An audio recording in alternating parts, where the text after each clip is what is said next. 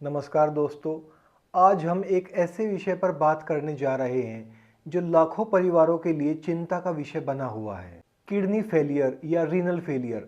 जब किसी को पता चलता है कि उसकी किडनी ठीक से काम नहीं कर रही तो सबसे पहला डर डायलिसिस या ट्रांसप्लांट का होता है।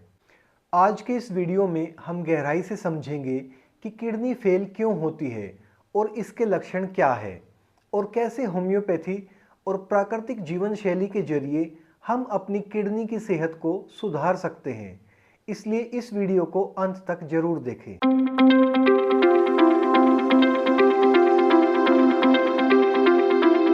दोस्तों, इलाज से पहले यह समझना जरूरी है कि किडनी करती क्या है।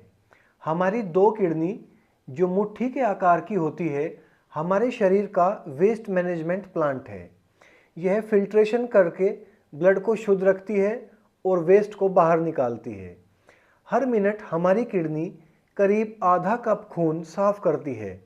वे शरीर से यूरिया, क्रिएटिनिन, अतिरिक्त एसिड जैसे हानिकारक पदार्थों को पेशाब के जरिए बाहर निकालती है। दूसरा कार्य है फ्लूइड बैलेंस।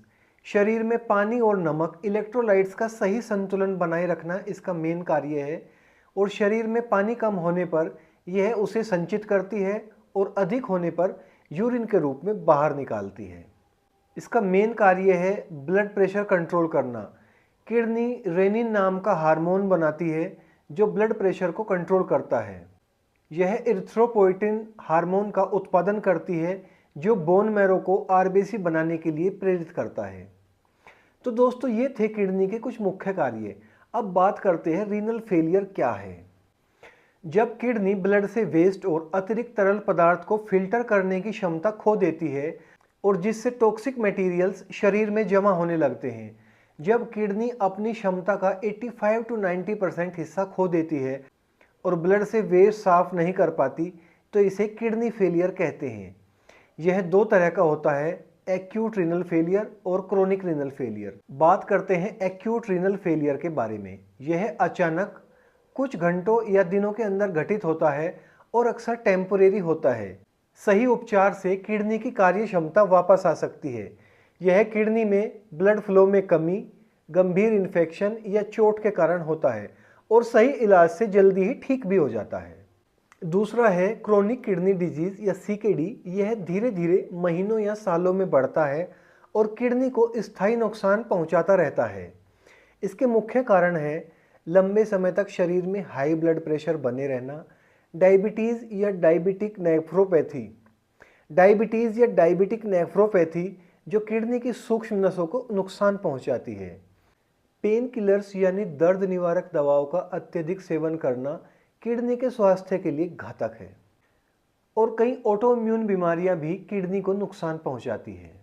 अब बात करते हैं प्राकृतिक उपाय और जीवन शैली में बदलाव के बारे में। दोस्तों, प्रकृति में कई ऐसी शक्तियां, कई ऐसे तत्व हैं जो किडनी पर बढ़ते बोझ को कम कर सकते हैं। जैसे गोखरू, इसे किडनी का सबसे अच्छा मित्र माना जाता है। यह पेशाब की मात्रा बढ़ाकर क्रिएटिनिन को कम करने में मदद करता है। दूसरा है पुनर्नवा, बोरेव या डिफ्यूजा। इसके नाम का ही मतलब है पुनः नया करना। यह किडनी की सूजन को कम करता है और डैमेज सेल्स को रिपेयर करने में सहायक है। कम प्रोटीन वाली डाइट किडनी की समस्या के दौरान सही रहती है। किडनी पर दबाव कम करने के लिए प्रोटीन का सेवन कुछ समय के लिए सीमित कर देना चाहिए। सेंधा नमक का प्रयोग, साधारण नमक की जगह सेंधा नमक ले और पोटेशियम युक्त फलों जैसे केला, संतरा आदि से परहेज करें यदि किडनी फेलियर एडवांस स्टेज पर है। अब देखते हैं किडनी की समस्याओं में एक आशा की किरण के रूप में होम्योपैथिक इलाज को। असल में होम्योपैथी लक्षणों के आधार पर व्यक्ति का इलाज करती है, न कि केवल बीमारी की। कई मामलों में देखा गया है कि सही होम्योपैथिक चुनाव से डायलिसिस की फ्रीक्वेंसी कम की जा सकती है। इसमें मुख्य दवाई है सीरम एंगुली या ईल सीरम।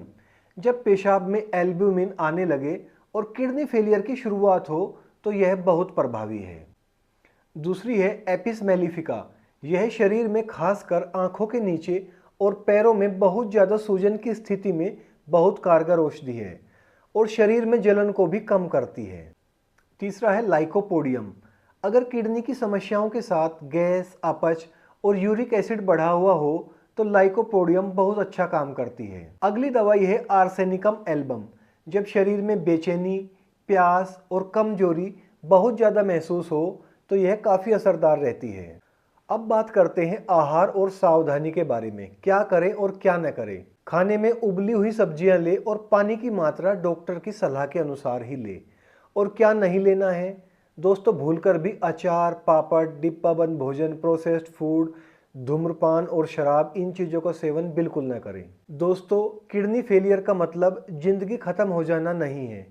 सही जानकारी, अनुशासित आहार और प्राकृतिक चिकित्सा के साथ आप एक स्वस्थ जीवन जी सकते हैं। अगर आपके रिपोर्ट में क्रिएटिनिन बढ़ रहा है तो घबराएं नहीं, तुरंत विशेषज्ञ से सलाह लें।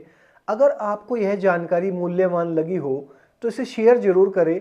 आपका एक शेयर किसी की डायलिसिस रुकवा सकता है। चैनल को सब्सक्राइब करें और बेल आइकन जरूर दबाएं। स्वस्थ रहें, जागरूक रहें। धन्यवाद।